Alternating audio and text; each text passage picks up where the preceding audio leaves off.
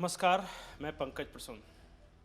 दोस्तों, आज हर किसी की दिलचस्पी यह है कि गुजरात, दिल्ली एमसीडी चुनाव और हिमाचल प्रदेश में क्या होने वाला है। तो एक लाइन में बता देता हूँ, जो अंदाज़ा है या फिर जो भी अलग अलग मीडिया चैनल्स देखे या रिपोर्टर्स देख रहे हैं टेलीविज़न पर, उसी के अनुसार हम बता सकते हैं। गुजरात बीजेपी, एमसीडी आप, Himachal BJP with slight margin.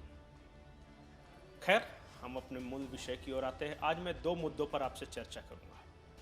एक तो झारखंड में जो भ्रष्टाचार को लेकर जो जांच चल रही है वो, और दूसरे राजनीति में कुछ दिलचस्प हो रहा है उस पर।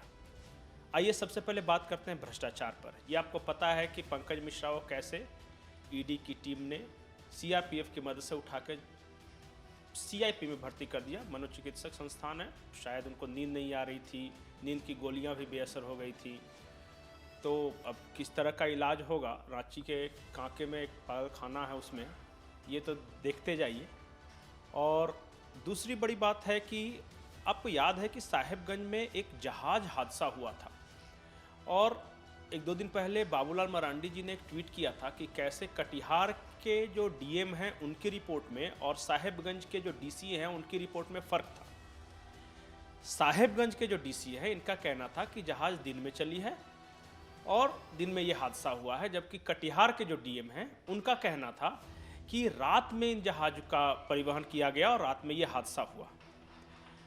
इसका मतलब कोई ना कोई तो एक की रिपोर्ट तो गलत है। अब मैं कुछ और तथ्यों की ओर आपका ध्यान आकर्षित करना चाहूँगा। उस वक्त, जिस वक्त हादसा हुआ, उस वक्त ये बताया गया कि कुल 12 या से 14 ट्रक उस जहाज पे लोड थे। अब 12 भी हो सकते हैं, 13 हो सकते हैं, 14 हो सकते हैं, हम गिनती में नहीं जाना चाहते। 4 ट्रक डूब गए। जो ट्रक आए, जो रिकवर किए गए, वो कहां हैं? जरा पता लगाइए तो। और सबसे बड़ा सवाल, वो जहाज कहां है जो गंगा में डूबा था? हमें जो जानकारी है, उस जहाज को कलकत्ता ले जाया गया। किसके इशारे पर ले जाएगा, क्या हुआ, वो जहाज कहां है, इसकी जानकारी साहेबगंज में रहने वाले हमारे दोस्त दे सकते हैं कि वो कहाँ पे वो जब्त कर कर रखा गया है। इसमें बहुत बड़ा झोल है। दूसरा बड़ा सवाल कि आपको याद होगा कि एक ट्रक का खलासी तैर कर निकला था। उसके कुछ बयान थे, पुलिस के सामने उन्होंने दिया था। उस बयान में क्या था? अगर ईडी सिर्फ उस जो बचा हुआ खलासी है उसके बयान की जांच कर ले, उस जहाज का पता लगा ले और उन ट्रक और उनका नंबर पता लगा ले कि किसके नाम पे रजिस्टर्ड थे, चोरी के ट्रक थे, कैसे थे, बहुत कुछ साफ हो जाएगा। और रही बात उनकी, जिन्होंने क्लीन चिट दिया है पंकज मिश्रा को, उनको तो जवाब देना है अभी। और किसके इशारे पर दिया है, किसका फ़ोन आता था, रिम्स कॉटेज से पंकज मिश्रा किनको किनको फ़ोन करता था। एक और मज़ेदार बात बता दूं कि जिस चंदन के मोबाइल से पंकज मिश्रा रिम्स कॉटेज से फ़ोन करता था, वो चंदन फरार है। फरार दाहू यादव भी है, फरार दाहू यादव का परिवार भी है। ईडी लगातार छापेमारी कर रही है, लेकिन पता नहीं चल पा रहा कि लोग कहाँ हैं। तो जिस विधायक प्रतिनिधि पागलखाने में हो, इतने बड़े कांड में पूरा का पूरा जहाज साहेबगंज से हटाकर, साहेबगंज के गंगा घाट से हटाकर कोलकाता ले जाया गया। जिस विधायक प्रतिनिधि के बचाव में वहां के डीआईजी को उतरना पड़ा, आप समझ सकते हैं कि हालात क्या हैं झारखंड के। दूसरी महत्वपूर्ण घटना यहां की राजनीति में हो रही है, कांग्रेस में, बीजेपी में। पहले कांग्रेस पे बताता हूं। आपको पता है कि कांग्रेस में जिलाध्यक्षों की एक नई सूची आई है।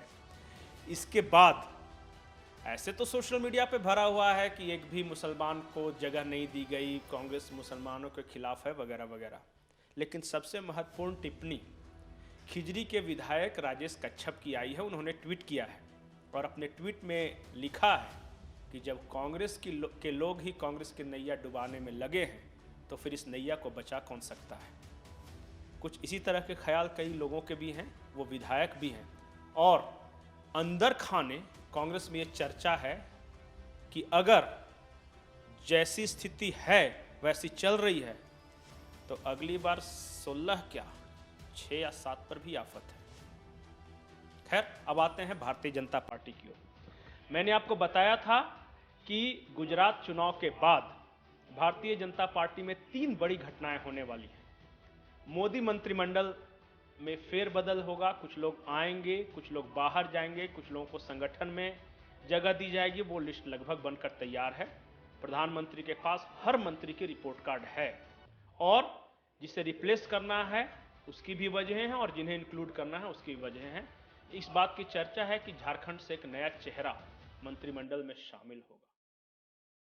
दूसरी बड़ी घटना संगठन को लेकर, भारतीय जनता पार्टी के राष्ट्रीय अध्यक्ष जेपी नड्डा रहेंगे, वो कंटिन्यू करेंगे या उनकी जगह पर कोई और आएगा, इसका भी फैसला इसी महीने होने है। और इसी महीने इस बात का भी फैसला होना है कि झारखंड भाजपा में प्रदेश अध्यक्ष रहेंगे, बदले जाएंगे, क्या परिवर्तन आएगा। हमें जो जानकारी है 1 जनवरी 2023 आने से पहले ये सारे मामले सेटल कर लिए जाएंगे। मोदी मंत्रिमंडल का विस्तार, भारतीय जनता पार्टी के राष्ट्रीय संगठन में जो बदलाव है वो, और झारखंड में जो बीजेपी का संगठन है, उन तीनों बदलाव एक साथ पूरे कर लिए जाएंगे।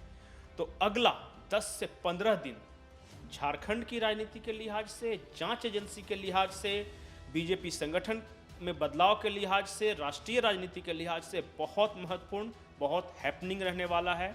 आप देखते रहिए समाचार प्लस, क्योंकि हम हर खबर के अंदर की खबर आपको जरूर बताएंगे। नमस्कार।